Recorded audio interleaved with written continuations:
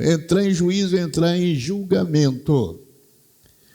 Conta tu as tuas razões, para que te possas justificar. Conta tu a sua motivação, as suas razões, aquilo que o levou a fazer ou deixar de fazer. Conta para ele, abre-se para ele, para que ele possa te justificar. Às vezes a gente prefere chutar balde, né? Reclamar, murmurar. Não há necessidade disso, irmãos. Você pode chegar e ser sincero diante de Deus. Você pode falar com Deus com sinceridade, respeito e temor. Tudo aquilo que você está sentindo. Senhor, eu estou muito aborrecido. Senhor, eu estou triste. O próprio Jesus disse: a minha alma está triste até a morte. Olha, ele é Deus, mas ele está se abrindo para o Pai. Ele diz: Pai, se possível for, passe de mim esse cálice. Ele não ficou sem se expressar. Agora é saber se expressar. Não é a boca para dizer qualquer coisa, porque tem palavras que saem da nossa boca que Deus não se agrada. Então nós temos que falar pelo Espírito. E aí, trazendo o que vai dizer ainda Isaías no 57, ele diz, a parte B: e toda língua que se levantar contra ti em juízo, tu a condenarás. Quer dizer, dependendo do teu comportamento, da tua atitude, você vai, quando ser acusado, condenar quem está te acusando. E um exemplo também em Isaías, nós vamos para o capítulo 38, um texto que você conhece bem. Quem já ouviu falar aqui do rei Ezequias? Levanta a mão. Quem nunca ouviu falar do rei Ezequias? Tem alguém que nunca ouviu falar do rei Ezequias? Todo mundo conhece a história, né? Quem é o rei Ezequias? Uma coisa você se lembra dele, você pode não se lembrar dos feitos deles, que são tantos e extraordinários, mas você vai ver que foi o único homem que arrumou uma ideia: virar o rosto para a parede e orar, colar o rosto na parede e começar a orar. O único que fez isso na Bíblia é Ezequias. Então você não se esquece de Ezequias por conta, né, desse detalhe para ser diferente dos demais. Então, no capítulo 38, versículos de 1 a 5, né, está assim escrito: naqueles dias, Ezequias adoeceu de uma enfermidade mortal, e veio a ele o profeta Isaías, filho de Amós, e lhe disse assim, assim diz o Senhor: põe em ordem a tua casa, porque morrerás e não viverás. Sentença dada. Aí a reação de Ezequias, versículo 2: então virou Ezequias o seu rosto para onde? Para a parede. Os mineiros costumam dizer que mato tem olho e parede tem ouvido. Não sei onde eles arrumaram essa ideia, mas é dito, né? Mato tem olho e parede tem ouvido. Acho que é baseado aqui em Isaías, né? E não viverás. Então virou Ezequias o seu rosto para a parede e fez o quê? E orou ao... É isso aí, irmãos. A coisa está difícil? Ora ao Senhor. O diagnóstico não é favorável? Ora o Senhor. A conta está negativa?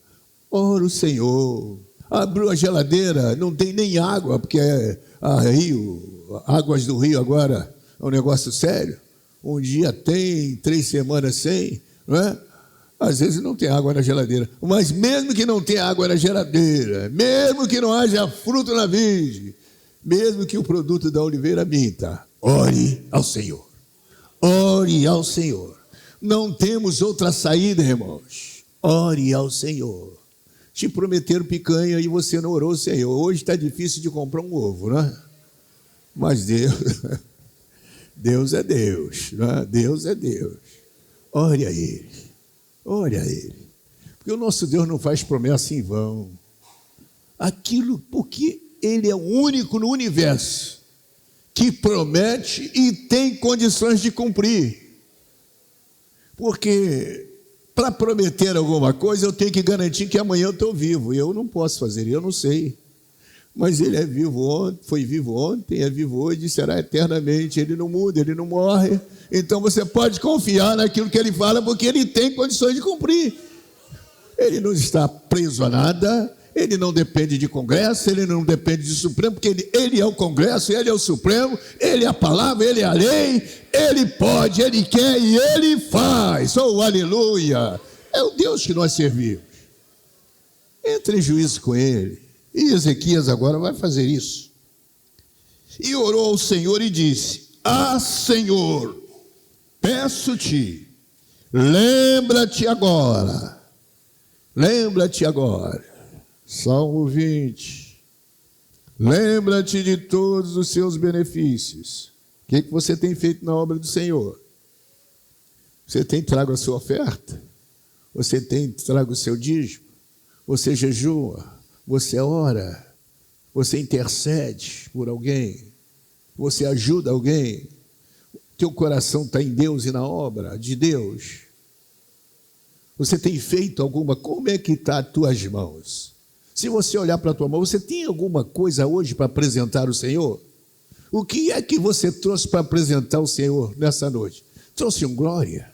Trouxe um aleluia? Trouxe pelo menos um amém? Então libera esse glória, libera esse amém, libera esse aleluia. Ele é digno de honra e de glória. Lembra-te, né? Quero trazer à memória aquilo que me traz esperança. Lembra. Mas às vezes, o que eu vou me lembrar? Eu só falei mal, eu só acusei, eu só chutei o balde. Todo mundo tem defeito, só eu que não tenho. Ninguém faz nada, só eu que faço. E é isso que eu vou lembrar a Deus? Ele não está aí para isso.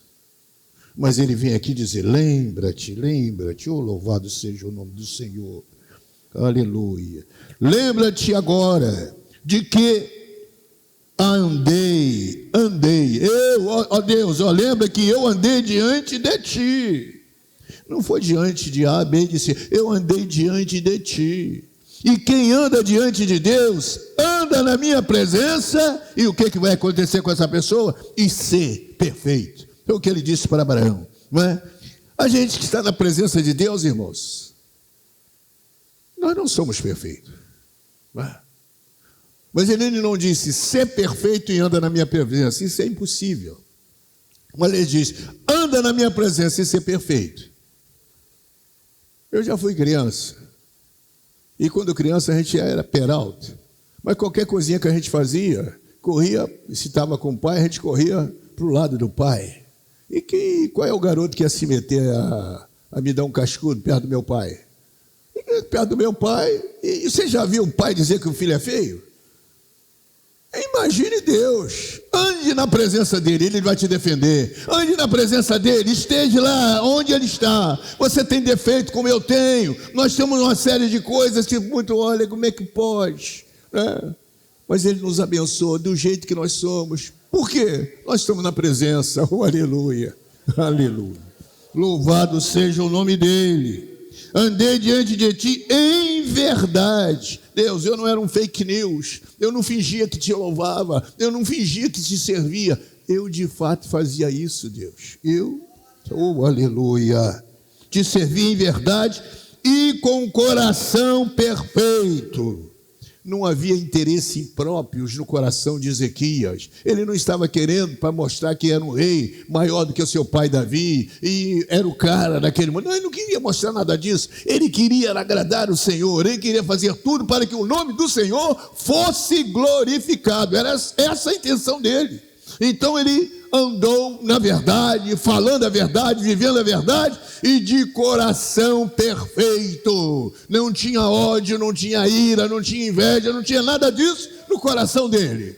Ele fez tudo que podia fazer para agradar ao Deus. E fiz o que era reto aos teus olhos. Ora calabaia xuremandarabachá. E fiz o que era reto aos teus olhos. Isaías está entrando em juízo com Deus. Ele apresenta as suas razões diante de Deus. E você pensa que, como é que Deus vai reagir a isso? Ouve, é um desabafo? Não, ele está sendo sincero, ele está sendo fiel. Em outras palavras, Deus, eu fiz tudo isso, mas por quê? Por quê? Por quê? E ele chora muitíssimo. Ele para por aqui, só lembra a Deus o que fez e chora. E aí agora é com Deus. Deus poderia revogar a sentença ou não. Aí era com Deus. E é aí, irmãos, que eu quero chamar a sua atenção. Leva as suas causas ao Senhor. Não vai de casa em casa contando para A, B ou C. Não faça isso. Cada um de nós tem um defeito. Já contamos aqui a história de 2 rapazes que foram para o monte orar, né? E eu vou contar os meus defeitos para você e você conta os seus defeitos para mim. Então lá no monte orando. E aí o primeiro contou tudo que podia, aí abriu o coração e falou tudo. Aí quando chegou a vez do outro, ele falou, olha, eu tenho um defeito, eu não sei aguardar nada. Aí desceu para contar para todo mundo o defeito do outro. Nós somos esquisitos, nós temos essas coisas, mas eu não consigo entender, né? Aliás, tem um louvor aí da harpa, né? Da nossa harpa. Oh, por quem Jesus me ama, eu não posso explicar. Não faz sentido ele amar uma pessoa como a mim. Errado, feio, chato, complicado. Mas não é que ele me ama. Eu não sei explicar isso. Te amor. E não é só eu, também a você. Nos pegou caído, largado, aquela coisa que ninguém queria. Mas ele veio, nos abraçou, nos deu um banho no sangue de Jesus, nos purificou e mandou lá, escreve o nome dele aí nesse livro. Mas por quê? Não, ele está nascendo de novo. Mas por quê? Ele agora é nova criatura. Mas lá ele é o José, não, ele é José lá embaixo. Aqui ele vai ter um novo nome. Ele é outro, né? Mudou meu nome, oh aleluia. Vamos terminar, né, irmãos? A hora se foi. E aí quando ele faz essa oração e ele chora, o choro, irmãos, quando não é de raiva, não é de raiva, ele expressa o nosso sentimento. Aquilo que a gente não consegue verbalizar, o choro coloca para fora. E Deus entende disso. Foi ele que criou, né? Ele sabe de tudo isso. Então veio a palavra do Senhor a Isaías dizendo, vai e dize a Ezequias, assim diz o Senhor, o Deus de Davi, teu pai.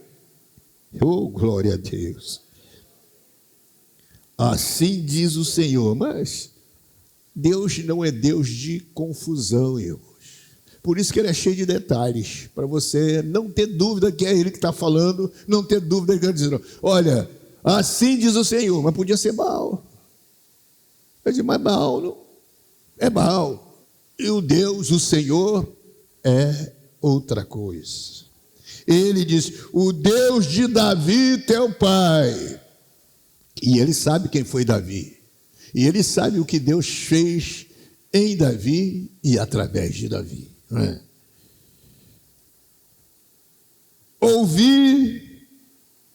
Ouvi a tua oração. Você tem orado, meu irmão? Mais uma vez, você tem orado? O único Deus no planeta, ali nos satélites, por onde houver mundo, o único Deus, se houver outro, o único que ouve as orações é o Criador dos céus e da terra. Baal, aquela história toda, mas não ouvia Deus. Afrodite e tantas outras deusas por aí, não, Zeus não ouvia. Invencionice humana, mas o nosso Deus é verdadeiro. Então ele ouviu, ele ouve. Quando nós dobramos os nossos joelhos, irmãos, ou andando pelo caminho, ou aonde nós estivermos, tem hora que não dá para dobrar o joelho, tem hora que você só ora em pensamento, e Deus ouve, mesmo você falando em pensamento. Só Ele consegue fazer isso. Você está aqui falando, orando em pensamento, você está no ônibus, mas você está orando. E Deus está ouvindo, aleluia. Ele diz para você nessa noite: ouvi a tua oração, aleluia. Mas não é aquela oração de feiticeiro, aí ele não ouve, aí ele tampa os ouvidos. Oração de feiticeiro: Senhor, quebra a perna do irmão, mata o esposo dela que eu vou casar com ele. Ele pode parar por aí, que essa oração alguém vai ouvir, menos Deus. Aí são espíritos enganadores que vão entrar na área e assumir, mas Deus ouve oração sincera. Ele ouviu, mas ele não só ouviu, ele viu o quê? As lágrimas. Irmãos, não sou eu só. E quando em vez a gente entra no quarto, fecha a porta, e só nós e Deus e nós, não é? Não tem como falar mais nada. O coração está dilacerado. Expectativa nenhuma. A gente às vezes não sabe como resolver um problema ou sair de uma situação, e a gente só faz chorar. Chora. E naquele choro, Deus está vendo, mas também está ouvindo. E o Espírito dele vem sobre nós, não é? E ali sozinho você se arrebenta em glória a Deus e aleluia, e você começa a sentir aquela presença extraordinária que você não consegue explicar. É a presença dele. E quando a gente se levanta dali, somos outra pessoa, confiante de novo, cheio de graça, cheio de unção. Ainda não temos a solução, mas com certeza Deus já determinou. E nós já vamos ao encontro dela. Ouvi a tua oração e vi as tuas lágrimas. Mas só, Senhor, e aí? E daí? Você ouviu e ouviu. E não vai fazer nada, Deus. E aí Deus diz para ele: olha, tinha encerrado o seu ciclo. Tinha acabado o teu tempo. Porque cada um de nós tem um tempo. Mas mediante você ter entrado comigo em juízo, me apresentado as suas razões, os seus argumentos, diante de Deus, irmão, você precisa ter argumento. Você pode olhar toda a oração da Bíblia, toda ela, quem vai orar tem argumento. Você vai ver a oração de Neemias, ele tem um senhor argumento. Você vai ver Davi, argumentos. Você vai para Daniel, ele tem argumento. Você vai para Jó, o que não falta é argumento. Não é reclamação, é argumento. Aí você vai para Abacuque, e você encontra as duas coisas. Você encontra Abacuque reclamando, e Deus entra em um tratamento com Abacuque. E quando Abacuque sai do tratamento, aí ele começa com argumento, né? Aí ele vai para a oração de Abacuque, né? E aí você vê um outro, o Abacuque do capítulo 1 não é o do 3º, mudou. Está renovado, está restaurado, agora ele tem fé, ele tem esperança. Porque ele entrou com argumento na presença de Deus. Traga os seus argumentos. Entre em juízo com ele. Deus não vai te matar, Deus não vai te jogar no pelourinho, não, ele vai ouvir e vai te responder e vai te dar vitória. Amém? Isso posto, vamos estar de pé. Pastor Edson fazendo a leitura e em seguida o pastor Nico Marques, primeiro vice-presidente, executando aí ou ministrando a ceia com todos nós.